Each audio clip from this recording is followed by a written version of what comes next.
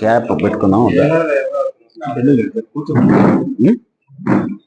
తెలియదు కదా వాళ్ళకి, జనాలకి. క్యాప్ పెట్టుకున్నాం.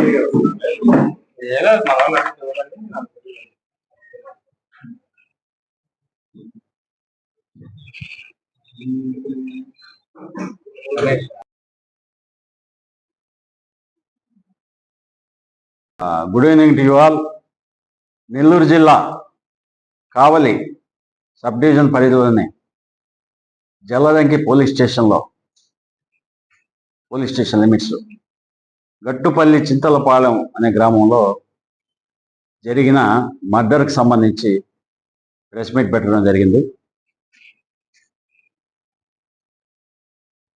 26/12/25 తేదీ సాయంత్రం 6 గంటలకు ఈ కేసు మేము రిజిస్టర్ చేయడం జరిగింది.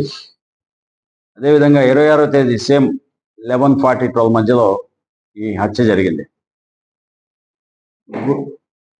గొట్టిపాటి ప్రసాద్ నాయుడు అనేసి చింతలపాలెం గ్రామంలో కోళ్ల ఫామ్ పెట్టుకునేసి జీవనం చేస్తున్నాడు.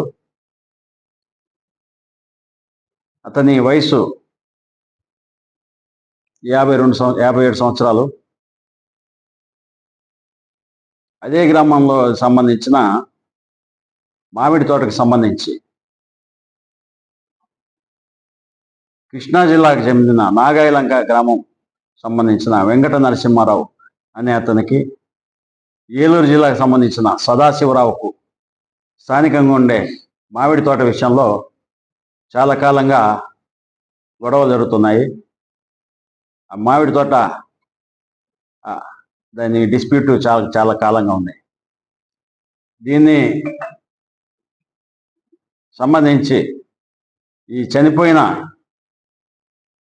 గట్టుపల్లి ప్రసాద్ నాయుడు సదాశివరావుకు సపోర్ట్ చేస్తూ గత 2 సంవత్సరాలుగా లోకల్గా ఉంటూ వెంకట నరసింహారావు మీద స్థానిక బలంతో స్థానిక పోలీస్ స్టేషన్లో కేసులు పెట్టిస్తున్నాడు, నా మీద ఫాల్స్ కేసులు అనే విషయంగా ఈ వెంకట నరసింహారావుకి బాగా కోపం ఉంది. ఎలాగైనా కానీ ఈ గట్టుపల్లి ప్రసాద్ నాయుడిని ఎలిమినేట్ చేసేస్తే, లేకుండా చేస్తే మా భూ వివాదం పరిష్కారం అవుతుంది, లేదంటే ఇతను మాకు అడ్డుగా ఉన్నాడు అనేసి ఉద్దేశంతో ఈ సదాశివరావుకు సంబంధించిన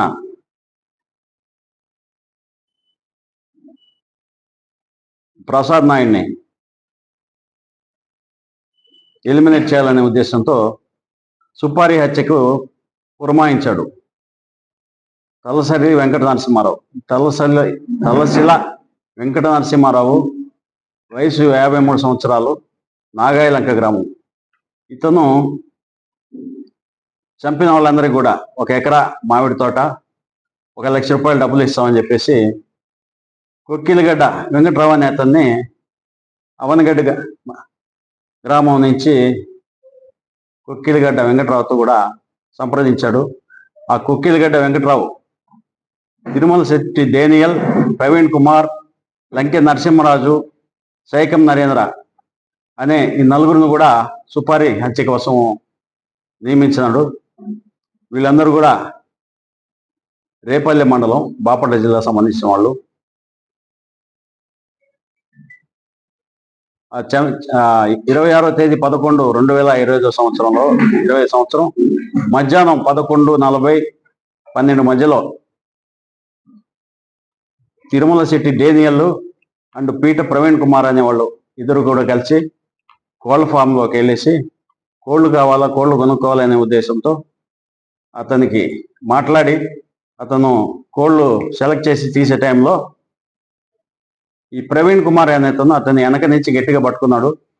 తిరుమల శెట్టి డేనియల్ అనేవాడు కోడి కత్తితో చాలా చోట్ల కత్తిపోట్లు పొడిచాడు. దాంతో ఆ బ్లీడింగ్ అయిపోయి రక్తగాయాలు అయిపోయి ప్రసాద్ నాయుడు చనిపోవడం జరిగింది.